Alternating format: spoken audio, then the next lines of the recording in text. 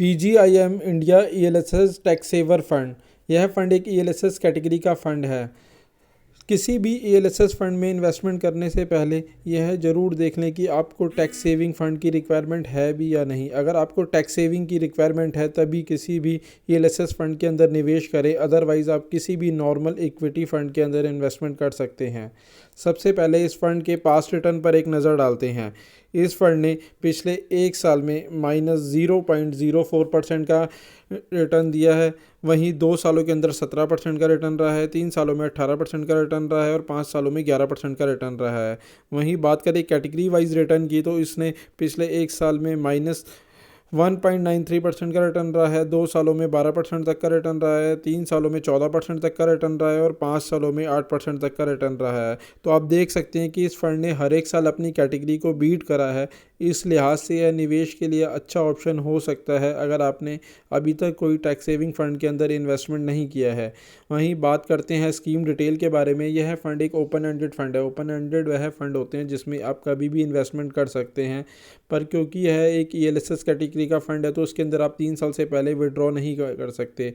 वही बात करें इस फंड के बेंचमार्क की तो इस फंड का बेंचमार्क निफ्टी 500 का है। इस फंड पर किसी प्रकार का कोई एग्जिट लोड नहीं है। वहीं बात करें इन्वेस्टमेंट की तो SIP और लमसम दोनों ही केस में आप 500 रुपये से निवेश की शुरुआत कर सकते हैं। यह फंड 2015 को लॉन्च हुआ था और इस फंड का अभी तक का जो एसेट अंडर मैनेजमेंट है वह 448 करोड़ रुपए का है। वहीं अगर इस फंड के अंदर किसी व्यक्ति ने 1 लाख रुपए का इन्वेस्टमेंट किया होता जब यह फंड लॉन्च हुआ था तो आज उसकी वैल्यू 2,48,000 रुपये होती। वहीं SIP का रिटर्न भी देखें तो उसके अंदर 15.22% का रिटर्न रहा है। वहीं बात करें एक्सपेंस रेशियो की तो इस फंड का एक्सपेंस रेशियो 2.51% का है। वहीं बात करें फंड मैनेजर की तो यह फंड 3 फंड मैनेजर के द्वारा मैनेज किया जाता है। पहले हैं मिस्टर श्रीनिवास, दूसरे मिस्टर पुनीत पाल, वहीं तीसरे हैं उत्कर्ष। इन 3 फंड मैनेजर के द्वारा यह फंड मैनेज किया जाता है। वहीं बात करें टॉप 5 सेक्टर एलोकेशन की तो उसके अंदर बैंक्स प्राइवेट के अंदर 24.24% का इन्वेस्टमेंट है, ऑयल एंड गैस के अंदर 9.38% का इन्वेस्टमेंट है, IT के अंदर 9.21% का इन्वेस्टमेंट है, हेल्थ केयर के अंदर 8.66% का इन्वेस्टमेंट है और सर्विसेज के अंदर 4.77% का इन्वेस्टमेंट है। बात करें टॉप 5 कंपनी एलोकेशन की तो उसके अंदर HDFC बैंक के अंदर 8.07% का इन्वेस्टमेंट है, ICICI बैंक के अंदर 5.93% का इन्वेस्टमेंट है, इन्फोसिस के अंदर 5.42% का इन्वेस्टमेंट है, रिलायंस इंडस्ट्री के अंदर 5.1% का इन्वेस्टमेंट है और HDFC लाइफ इंश्योरेंस के अंदर 4.77% का इन्वेस्टमेंट है। वहीं बात करें ओवरऑल इन्वेस्टमेंट की तो उसके अंदर सबसे ज़्यादा पोर्शन लार्ज कैप के अंदर इन्वेस्टमेंट किया गया है। लार्ज कैप के अंदर 69.98% का इन्वेस्टमेंट किया गया है। वहीं मिड कैप के अंदर 17.98% का इन्वेस्टमेंट किया गया है और स्मॉल कैप के अंदर 7.29% का इन्वेस्टमेंट किया गया है। वहीं कुछ इन्वेस्टमेंट अदर इंस्ट्रूमेंट में भी किया गया है जो कि 4.75% का इन्वेस्टमेंट है।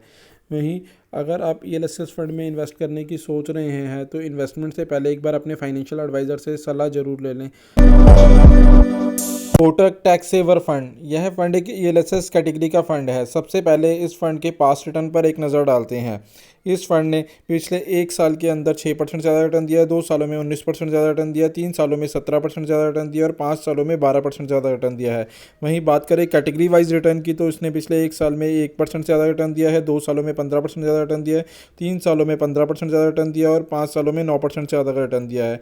तो आप देख सकते हैं कि इसने हर एक साल अपनी कैटेगरी को बीट किया है। इस लिहाज से ये निवेश के लिए अच्छा ऑप्शन हो सकता है। जो भी लोग टैक्स सेविंग कैटेगरी के अंदर एक फ़ंड की तलाश कर रहे हैं, बट अगर आप पहले से ही किसी ELSS फंड में निवेश कर रहे हैं तो आप इसे अवॉइड कर सकते हैं। अब बात करते हैं स्कीम डिटेल के बारे में। यह फ़ंड एक ओपन एंडेड फंड है। इसके अंदर आप कभी भी इन्वेस्टमेंट कर सकते हैं, बट क्योंकि यह ELSS कैटेगरी का फ़ंड है इसलिए आप इसमें से विड्रॉ 3 साल के बाद ही कर पाएंगे। वहीं इस फंड का बेंचमार्क निफ्टी 500 का है।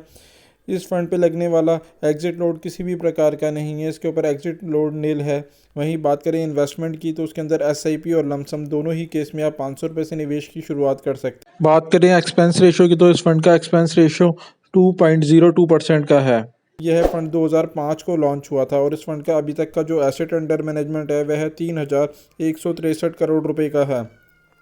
वहीं अगर इस फंड के अंदर किसी व्यक्ति ने 1 लाख रुपए का निवेश किया होता जब यह फंड लॉन्च हुआ था, तो आज उसकी वैल्यू 7,72,000 रुपये तक होती। और एसआईपी का भी अगर सालाना का रिटर्न देखेंगे, जब से ये लॉन्च हुआ है जब से लेकर अभी तक इसने लगभग 13% तक का रिटर्न दिया। करें फंड मैनेजर की, तो इस फंड के fund manager mister Harshad Upadhyay हैं। वहीं बात करें टॉप 5 सेक्टर एलोकेशन की, तो उसके अंदर बैंक्स प्राइवेट के अंदर 16.76% का इन्वेस्टमेंट है, ऑटो में 10.43% का इन्वेस्टमेंट है, कंज्यूमर नॉन ड्यूरेबल के अंदर 8.43% का इन्वेस्टमेंट है, बैंक पब्लिक के अंदर 7.55% का इन्वेस्टमेंट है और ऑयल एंड गैस के अंदर 7.16% का इन्वेस्टमेंट है। वहीं बात करें टॉप 5 कंपनी एलोकेशन की, तो उसके अंदर आईसीआई बैंक के अंदर 7.83% का इन्वेस्टमेंट है, स्टेट बैंक ऑफ इंडिया के अंदर 5.71% का इन्वेस्टमेंट है, आईसीआई बैंक के अंदर 5.13% का इन्वेस्टमेंट है, रिलायंस इंडस्ट्री के अंदर 4.32% का इन्वेस्टमेंट है और इन्फोसिस के अंदर 4.13% का इन्वेस्टमेंट है। बात करें ओवरऑल इन्वेस्टमेंट की, तो उसके अंदर सबसे ज़्यादा इन्वेस्टमेंट लार्ज कैप के अंदर किया गया है। लार्ज कैप के अंदर इसके अंदर 70.61% का इन्वेस्टमेंट है।